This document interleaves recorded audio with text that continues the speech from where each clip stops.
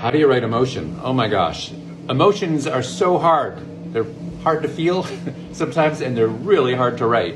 It's partly about context. If you're writing a melodrama or romance novel, there's going to be a lot of big emotions there. If you're writing an action sci-fi, like a military sci-fi, there's going to be a lot of battle scenes, and there's going to be very few emotions relatively. It's much more about the external plot. Where you do have emotion, I think in both situations, more or less, there are a couple of ways to think about writing emotion.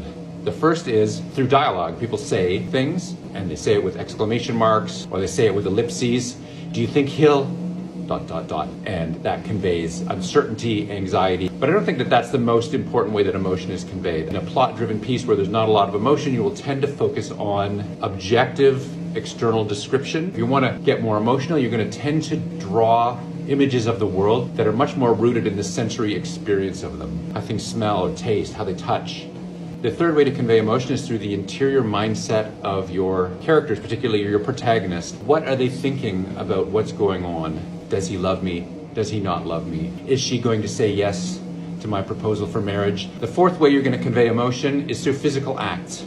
And that can go anywhere from really subtle moments like she brushed his hand with her fingertip. That's going to convey a subtle act of love. And it's going to go all the way up to physical violence. That's also going to convey emotion for somebody who's really angry. And everything in the middle, throwing things, shouting. If you get stuck in a scene and you don't know how to convey emotion, maybe take a step back from writing and make a list of what the emotions are in that scene and the different ways that you might convey it. If you get in the habit of doing that when you get stuck, of making little lists, ultimately it'll become automatic and you won't have to do that anymore. I think those are the four primary ways that emotions are conveyed. If you have any questions or need any clarifications, please feel free to leave a comment below this.